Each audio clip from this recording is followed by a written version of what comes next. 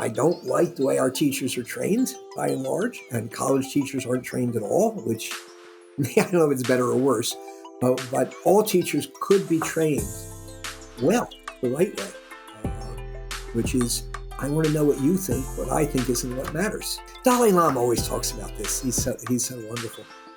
If I say what I know, I'm not going to learn anything. But if I listen to you, who knows? I may learn something valuable. Welcome to Indoctrination, the podcast that exposes and opposes radical ideology in K-12 schools and academia. We examine the illiberal education loop that is teaching students what to think, not how to think.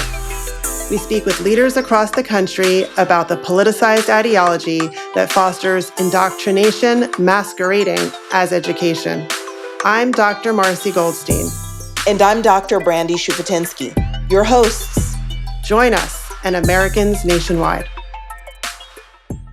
Professor Katz, it is so good to be here with you today. I've read your work for decades and watched you on so many podcasts, and I'm thrilled and delighted and honored to be having this conversation with you here today. I want to just say that we're missing my co-host, Brandy Shupatinsky, who had a conflict and sends her apologies, but she's here with us in spirit, and I'm sure we'll loop in her ideas during our conversation. Thank you very much, Marcy. More than happy to be here. And I've been following your organization's work, and it's something I believe in. So glad to be with you. Wonderful. So you're in a unique sort of field, the comparative studies of Judaism and Hinduism. What led you to this distinctive focus initially? Well, I guess the first thing to say is I come from a traditional Jewish background. My family was not Orthodox, very much anyway, but we observed, and I had some knowledge. I knew the language and things like that. And my mother, may she rest in peace, told this story. I don't remember it. I can't say it's true, but I also can't doubt my mother. She said, I came down Friday night for our Shabbat dinner to the family. I was 5. And I said, my family, I have an announcement. What's that? I said, the first chance I get, my first opportunity, I am going to India. It was about 15 years later when I was 20, and I went for a summer when I was in college to India. So there's something that has powerfully drawn me to India since I was very young, and I don't know what it is. So that's the first part of the story. And I'm Jewish. The first time you go to India, many Westerners just don't know what the heck is going on. It is utter confusion, sounds, smells, noise. What's going on? What's going on here? And India was the first thing I encountered in my life I couldn't figure out. And I've been studying it for 60 years, and I can't figure it out. And that's what I love. So I got my doctorate at Temple University in Buddhism. And then I got my jobs. I'm progressing my career. I'm translating texts. I'm doing the so-called hardcore textual historical kind of studies. And I get my first sabbatical, and I go to Sri Lanka, and I'm studying sort of how the Buddhist monks viewed society and how Buddhism addressed society questions and things of this nature. So my wife, who was writing for the local newspaper, quit that job, and she got a job corresponding for the Christian Science Monitor. We're in Sri Lanka. I'm studying the religion and talking to a lot of monks. And she's going around talking to everybody about everything, because journalists, they know how to ask questions. They know how to take pictures. They know how to talk to people. So we were having a great time. Then somewhere after some 6 months, however long it was, we felt the need for a little vacation. We were working hard. So I said, I'd heard not far from here in this place called Cochin in southern India, there's this very old Jewish community. I don't know anything about them, but I'd just like to see it. Okay. So we went to Cochin, and this was how can I find words to say how profound an experience this was for us? Because here were people, the Jews there, who were very knowledgeable about Judaism, who all knew how to say all the prayers, read all the Torah portions, do everything. They knew they knew as much as a lot of rabbis know, Orthodox ones even. They studied Gemara, the Talmud, they studied the laws, and that's what they did. That's what they did. At the same time, they were very proud to be Indian. They know that we Jews in the West had all kinds of problems in Europe and the Holocaust and all these terrible things, and they never had any of that. And if you ever go to Cochin, the neighborhood they live is called Jew Town, which anywhere else in the world would be shocking and horrible, but they're just next to that is Gujarati town, and next to that is the Brahmins town, and that's just how things work. So this was the Jews' town, and we're living the life there in order to study their practices, their rituals, how they do things. We had to do it all with them, so we stayed with the family. We ate all the meals. We went to the synagogue every day. We did everything, and we collected all our notes and did a lot of work. We just left Cochin. We've been there a year. I know this great seafood restaurant in Mumbai, and I want to go there and eat shrimp and all this beautiful stuff that Jews aren't supposed to eat, but I used to eat. And I remember I sit there, there's the menu. I'm looking at the menu, eager to see these great dishes, and I look at them, and I just started to laugh. Because what happened to me, completely below the level of awareness, I'd become Jewish again. I could not order those non-kosher foods. I just couldn't do it. And since that moment, I've kept kosher the rest of my life. So I realized something was working in me the whole time we were there. And I was there. I'm a scholar. I'm studying. I'm taking notes. I'm writing a book. I'm getting advanced. I had no idea that inner change, so strong, is what happened. So that's how I got to where I am. Very interesting. So it relates to food in a way. You're looking at the menu and something clicked, like at a very visceral level. How Jewish is that? Tell me. Yeah, that's very interesting. So you said that your PhD is in Buddhist studies, and yet it seems like your professional focus is more on Judaism and Hinduism. I call it Indo-Judaic studies, is my word for what I do.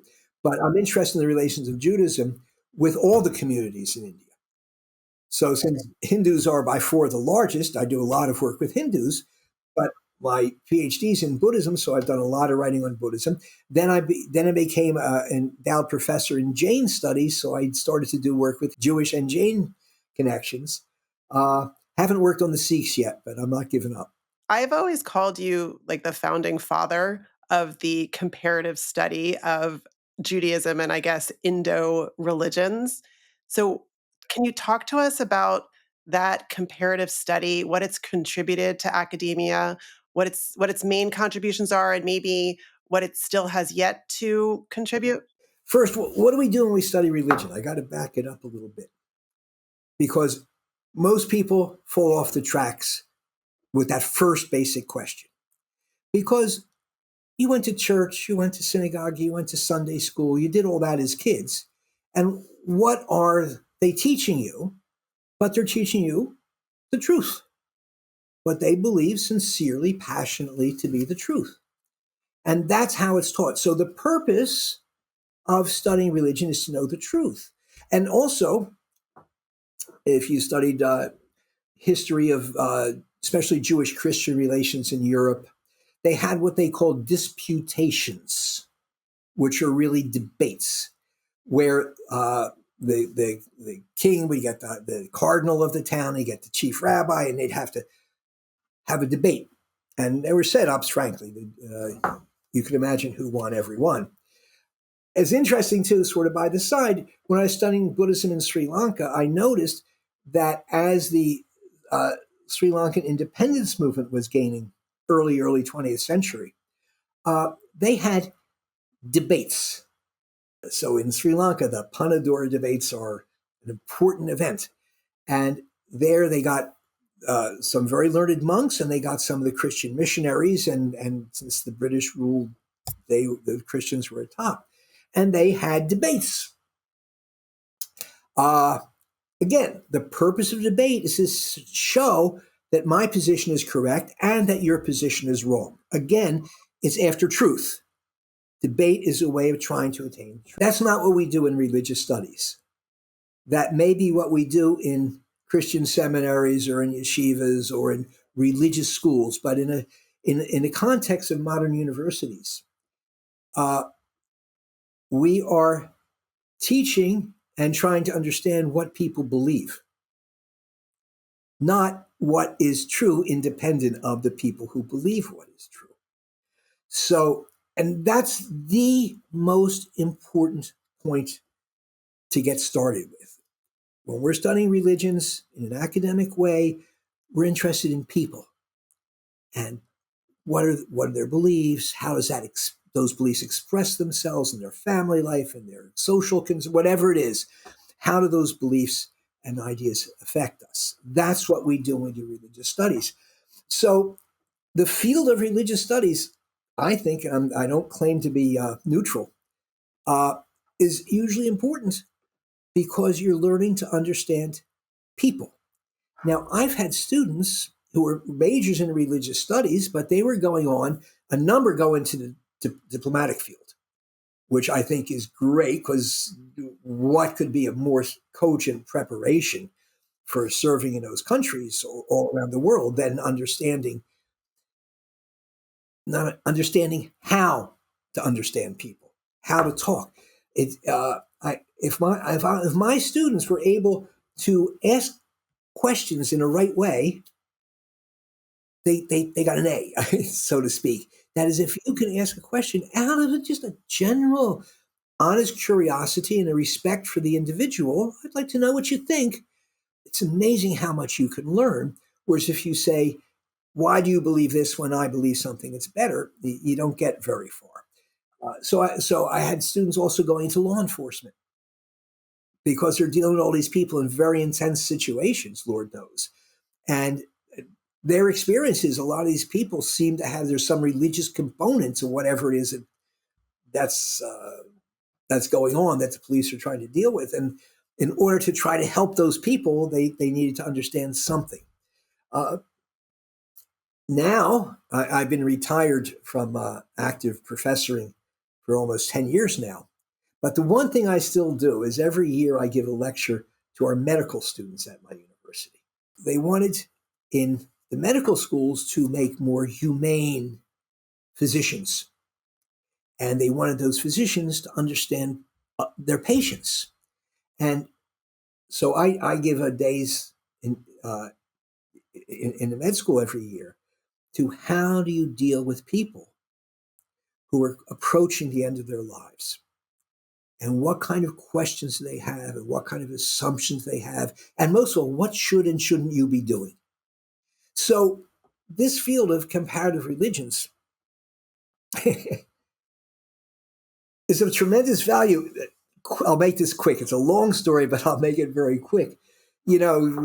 Especially public universities go into financial crisis with some frequency. So it's one of those times when Tallahassee, the government here in Florida, was really cutting back on the universities, and they had to cut X%. And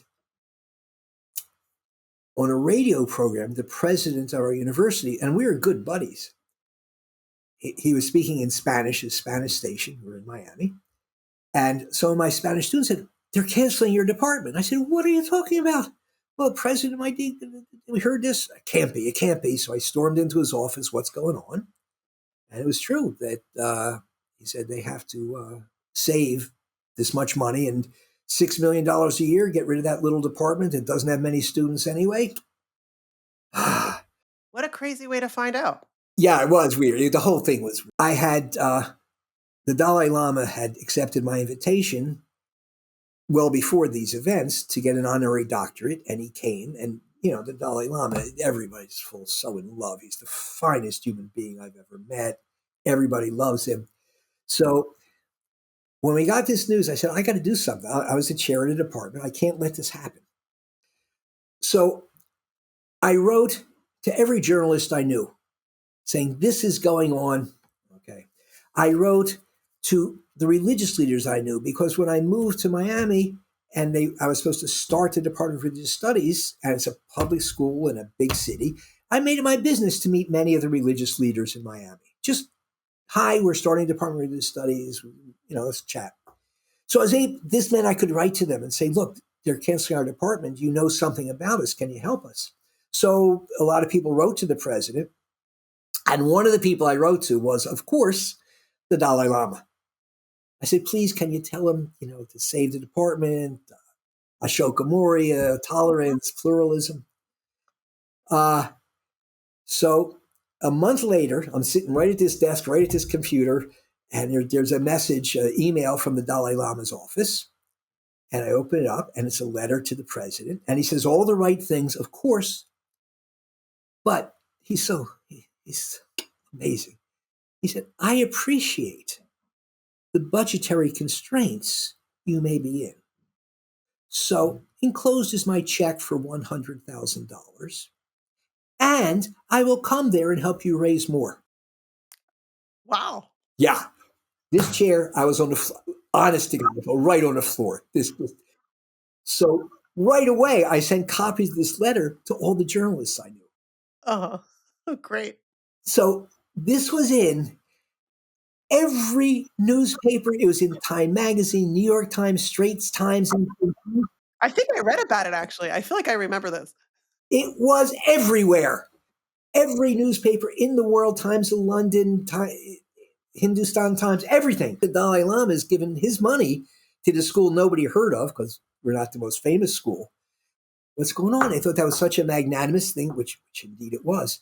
So I just waited a little while, and I got somebody in the finance office, tell me when the check is deposited. Because I knew once they deposited the check, it's a done deal. And I got the word is deposited. Then we had a meeting, meeting with the board of trustees, a whole big show. And I had to give a talk why religious studies is important. So some of the things I said to you, I said then. And of course, the department is fine. It flourishes. You can't go up against the Dalai Lama on something like that. Yeah, right. Wow, that'd be bad karma, right? Yeah. If you take his check and don't do what he wants, I wouldn't want to be in that situation. Wow. That is an incredible story. So religious studies really has this amazing application in helping to help people understand each other. Exactly. In the real world. Like, you learn how to study about people in academia, and then you go into the world of medicine or law or wherever, and you're hopefully more successful in agreeing to disagree about certain things, but with civility, to support pluralism, because you actually have knowledge about other people. Yeah, you're a doctor. Your patient's dying. Call the chaplain. I don't want to deal with this. And I'm trying to give them the tools that they could be present and what that person might be thinking of. It's not just a matter of these religious doctrines. People read Raymond Moody's Life After Life. People read the little Tibetan Book of the Dead. They get all these ideas, and that's what's going on with them. And you're a better physician if you know what they're thinking. Right. I mean, I agree. That's why I went into the field as well. So what are some similar issues that Hindus and Jews face with maybe misrepresentation or misunderstanding in the school system that trickles out into the real world? But that's just an example. So people from the Western world or trained in Western-style universities, they may well be in India or Thailand and still be Western-style universities with Western, quote-unquote, secular commitments, and many of them were trained in the Western, in Santa Barbara or in London or wherever. So they come with these presuppositions. So what does that mean? The good religions are monotheistic and involved in social ethics, and this is what we take as the normative. And the deviance from the normative is all these so-called spiritual kind of traditions. Now, I have a new paradigm, entirely new paradigm for types of religions. And it's very simple. There are old religions and new religions. Right? Old religions, all indigenous religions, no matter how calendarically old they are, they're old. Judaism, of course, and Hinduism, of course, because those are the two sources of most of the religious traditions in the world. And in traditional Chinese religions, those are the old ones. And the new ones grew out of the old ones. So Christianity, Islam, Buddhism, and so forth. So if one religion grows out of another religion, number one, they have to have reasons or be able to articulate reasons why they left that one, which implicitly there's something wrong with that one if they have to have a new one. Secondly, Christianity, Islam, and Buddhism are what in some textbooks are called universal religions. That is, they are thought to have universal validity and applicability to all people in all times. The older religions are not. They're called sometimes localized or ethnic religions. I read one book when I was an undergraduate taking world religions, Ethnic and Universal Religions. The book was written by my professor, whom I love, but he's a Muslim, and he really sees things that way. Ethnic is much lower than, just as the words sound to us in English, ethnic is lower order, universal is higher. Now, so we talked about the universal. They put forth claims to truth that are universally applicable, all time, all place. Old religions don't do that. What I do as a Jew is of little meaning for non-Jews unless they happen to be interested. And it's also true with Hinduism.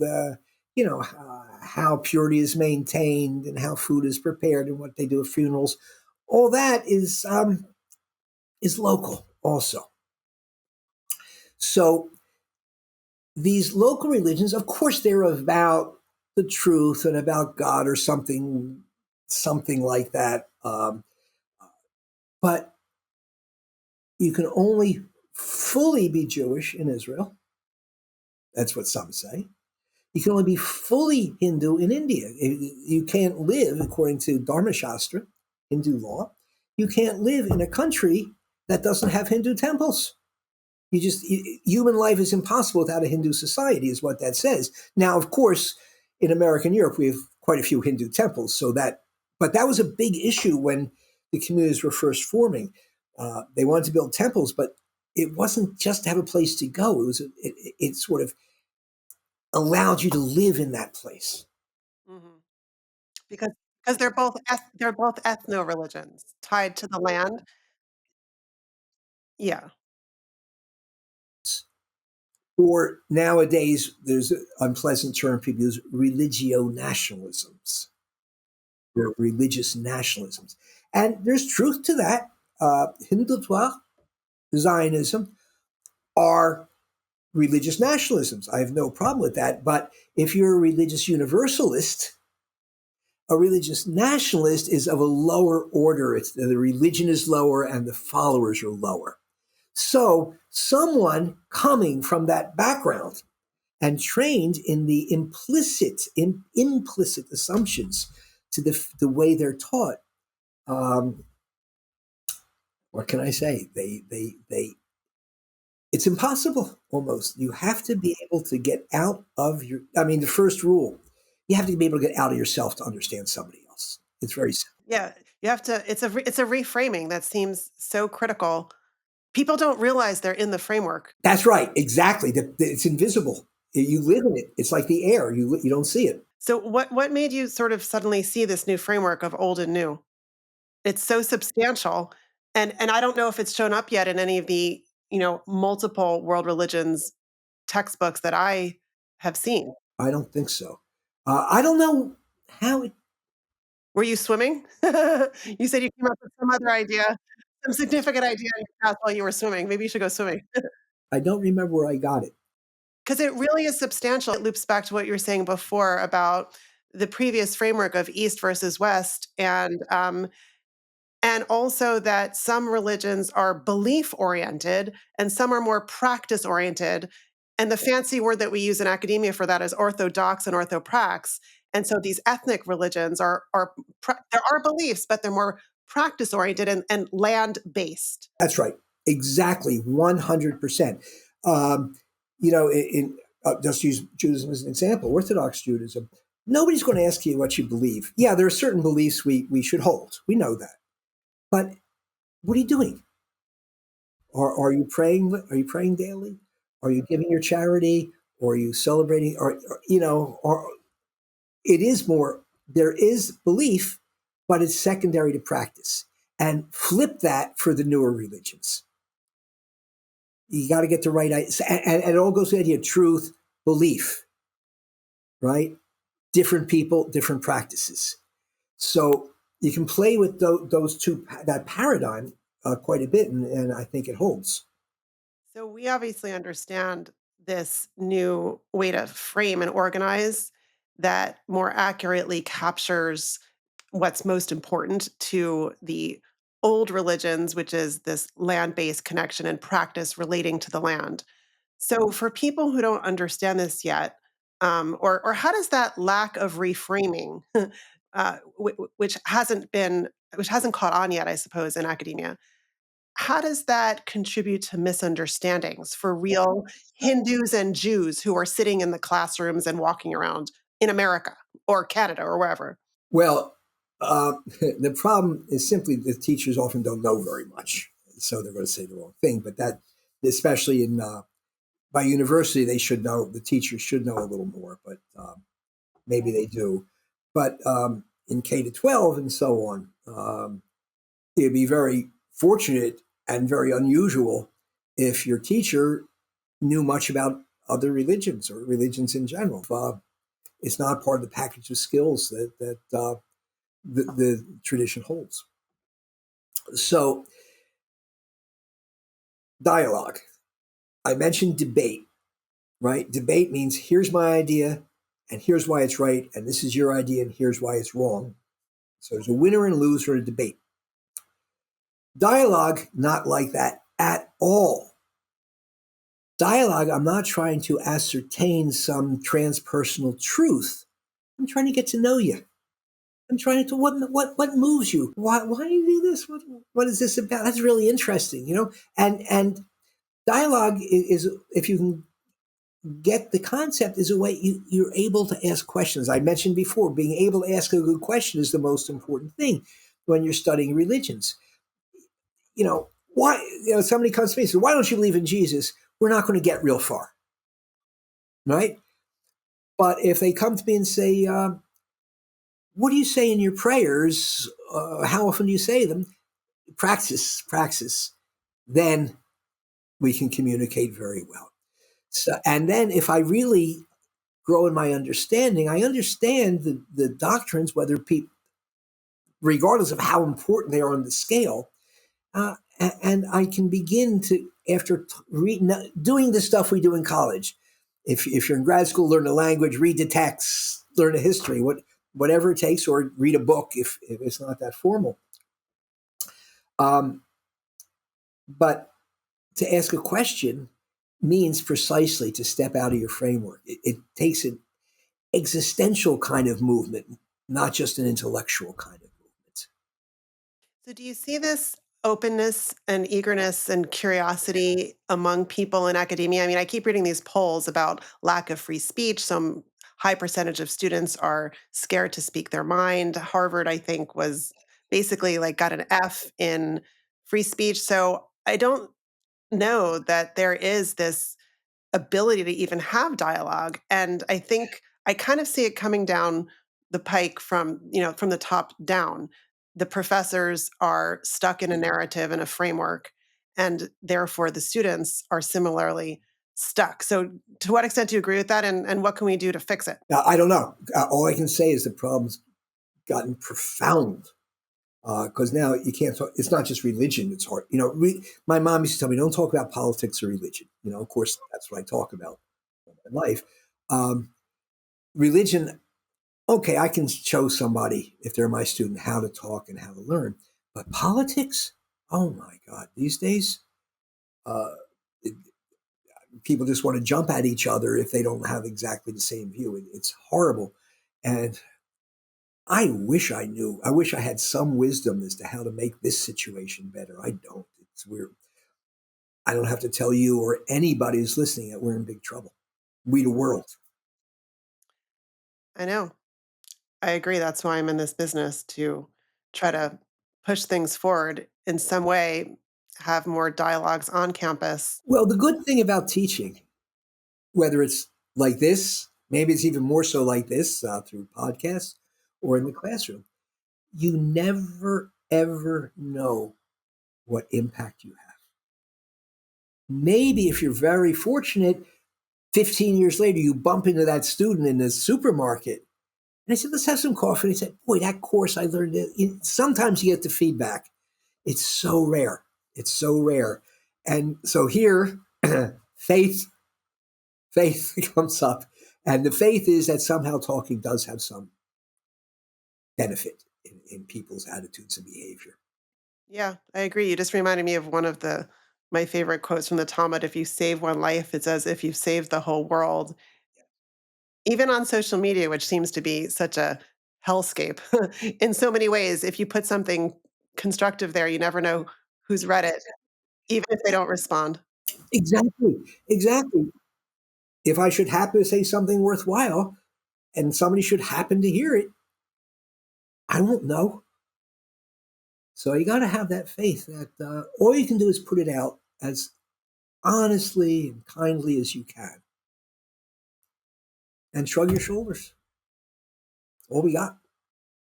So I see some commonalities between Hindu advocacy groups and Jewish advocacy groups like Hindu American Foundation and the ADL, trying to rectify misunderstandings. Like, you know, typically I hear people explaining the misunderstanding of Hindus as people reduce Hinduism to caste cows and curry.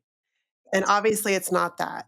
And there is a lot of rampant ahistorical, illiberal, I even call it anti-liberal misunderstandings about Israel history. And there's so much pervasive anti-Israel dogma in academia that doesn't square with the general public's support of Israel, according to Harvard Harris polls.